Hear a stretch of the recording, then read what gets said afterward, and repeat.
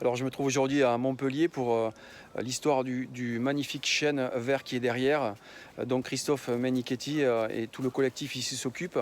Donc à côté de moi j'ai Clotilde Ollier et Rémi Gaillard que vous avez reconnus, donc qui est venu prêter main forte aussi pour cette cause, pour la cause de cet arbre. J'ai la tronçonneuse dans la voiture. Voilà.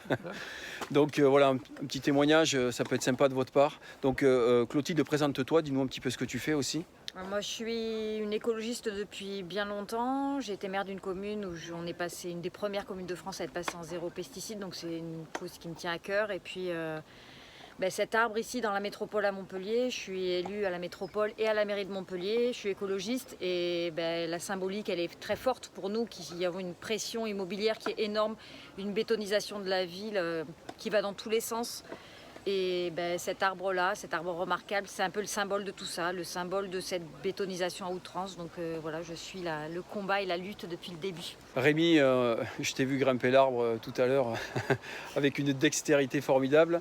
Un petit mot sur cet arbre que tu n'avais pas forcément vu encore, je pense. Hein. Alors, je vais être assez cut puisque Clotilde a tout dit et tu parleras mieux que moi des arbres. Moi, je dis souvent que c'est en faisant n'importe quoi qu'on devient n'importe qui. Et aujourd'hui, j'ai envie de dire, c'est en faisant quelque chose de beau pour les arbres qu'on devient quelqu'un. Voilà, c'est tout. Ok, super. Merci à vous deux.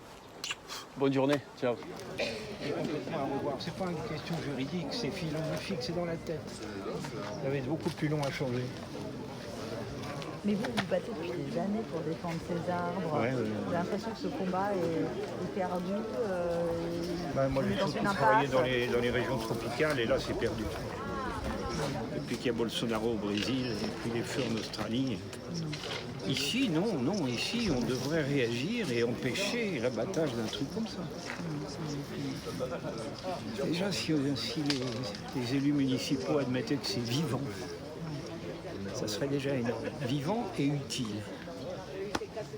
Alors, vivant, utile. Alors, vivant, utile et plutôt beau. Qu'est-ce que vous dites qu'il apporte beaucoup Qu'est-ce qu'il apporte? Bonsoir, merci d'être présent ce soir. Donc, nous avons une lourde tâche ce soir, c'est vous informer de cette décision tant attendue que nous espérions positive. Donc je vais lever le suspense, c'est une décision négative de condamnation. Alors pas dans les quantums que nous craignions, puisque effectivement les sommes qui étaient demandées étaient très importantes.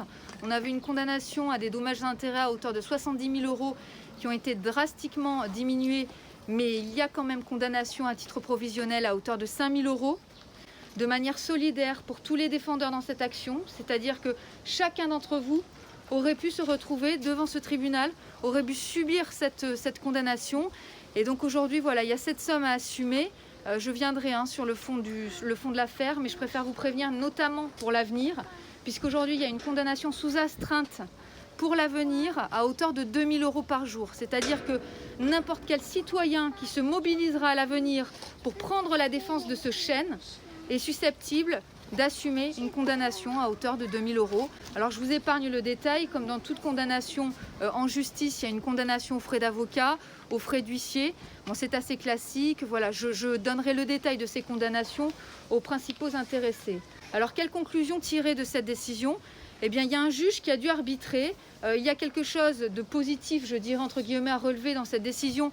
C'est que ce juge avait conscience qu'il devait arbitrer entre des intérêts divergents, des libertés fondamentales en jeu.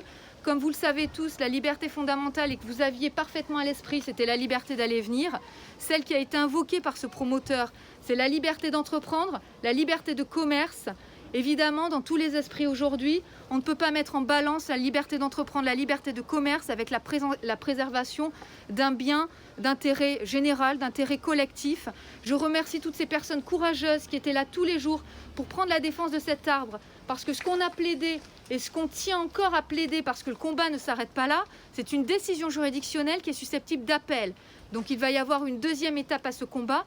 Mais ce qu'il faut garder à l'esprit, c'est qu'aujourd'hui, ces personnes qui se sont mobilisées, elles étaient là pour porter un droit manifestement en devenir, parce qu'aujourd'hui, l'état du droit, c'est que vous devez la prévention à cet arbre et qu'aujourd'hui, vous êtes sanctionnés pour vous être investis pour protéger cet arbre. Alors évidemment, tous les arguments, on les connaît. La charte de l'environnement, le droit européen, la convention de Berne au niveau européen pour protéger l'espèce protégée, parce qu'il ne s'agit pas simplement de protéger un arbre. L'arbre, aujourd'hui, il mérite cette protection à titre individuel, mais également en tant qu'habitat d'une espèce protégée. On ne pouvait pas amener plus d'arguments pour essayer de faire plier ce promoteur. Je voudrais insister sur un point qui me paraît important, ce n'était pas le combat d'écologistes contre un promoteur. Le promoteur, il a un travail à faire. Il s'agissait simplement de préserver cet arbre en trouvant des voies alternatives. La voie alternative, on la connaît tous, c'est cette fameuse voie du pioche-pella, mais le juge ne l'a pas retenue au regard des différents rapports de l'ONF, du rapport de l'expert judiciaire Valette. Le juge a considéré qu'il y avait des limites dans le raisonnement de ces experts. Un point fondamental, c'est que le juge considère que le rapport de l'ONF n'était pas destiné à assurer une protection de l'arbre, mais qu'au départ, il avait été là pour régulariser, il a été pris pour régulariser le passage des voitures. Et donc, on s'entend dire quand même qu'aujourd'hui, il y a des riverains qui utilisent cette voie, notamment pour se rendre sur un terrain de pétanque. Donc, le terrain de pétanque, il faut l'avoir à l'esprit, c'est ce petit espace derrière nous, voilà, qui est un espace utilisé exclusivement par la famille Bedos. Il n'y a pas de passage sur cette voie. Les riverains ne revendiquent pas des allers-retours. Voilà, il y a vraiment des limites au plan factuel à l'argumentation et on va s'efforcer de la contester en appel. Donc rassurez-vous, ce sont des procédures rapides. On va se battre pour que ça soit fixé rapidement. On va également envisager des mesures de suspension de la condamnation.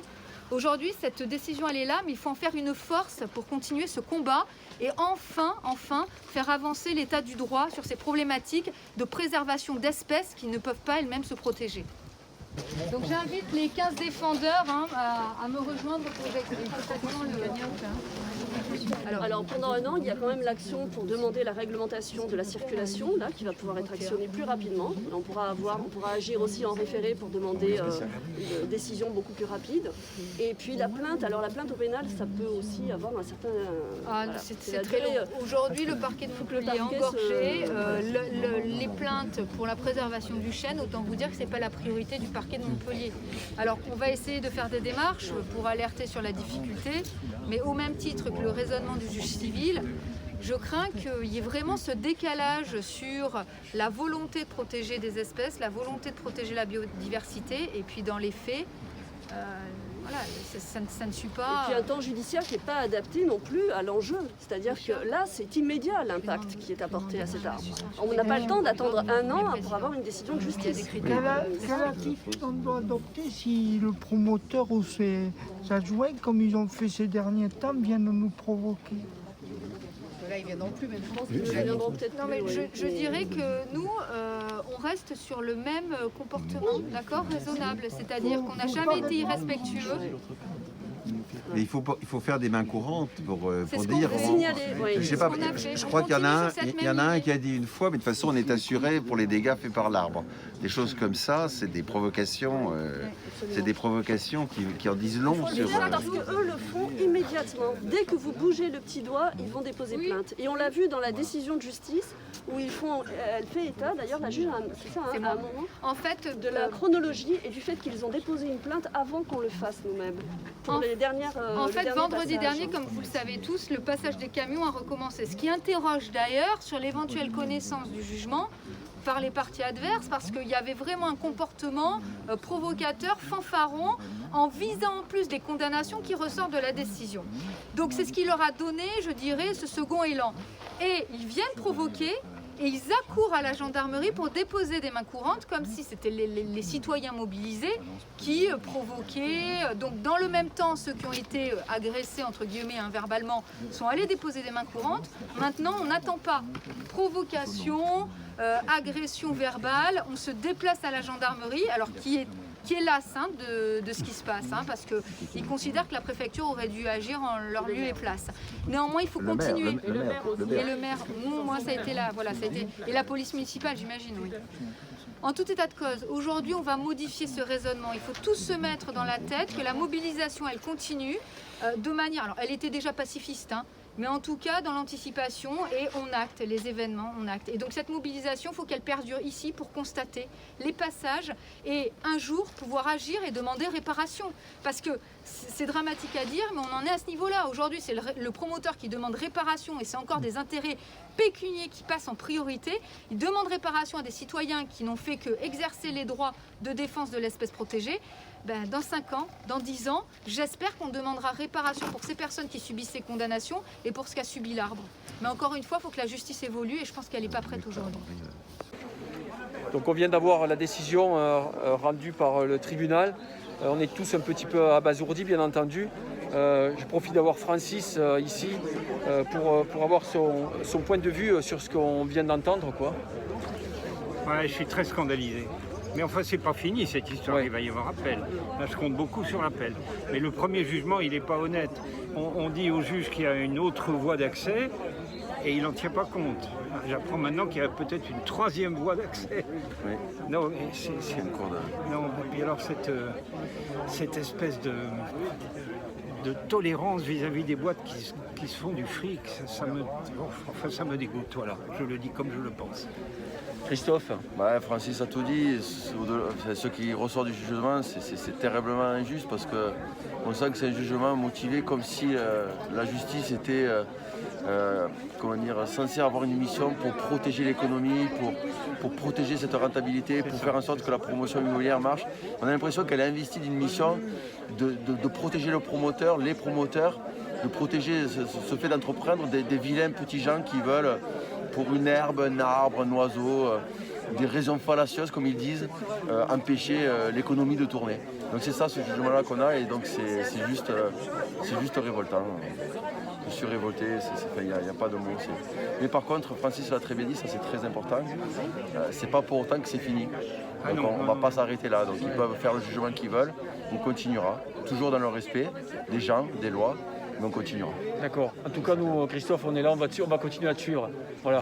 On va trouver un grimpeur là, on va essayer de trouver un grimpeur pour rehausser le haut-pied parce que dès lundi, on se doute bien que le promoteur, il va se régaler, entre guillemets, puisque bon, ça a été un petit peu tendu quand même entre vous. Il va se régaler de passer avec des véhicules. Et là, il faut vraiment qu'on rehausse légèrement le haut-pied, sinon tout va s'arracher. Donc voilà, on va trouver ça, on s'en occupe, quoi. Okay. Ça marche. Voilà, merci à tous. Au revoir. Merci. Au revoir. Allez, bonne chance.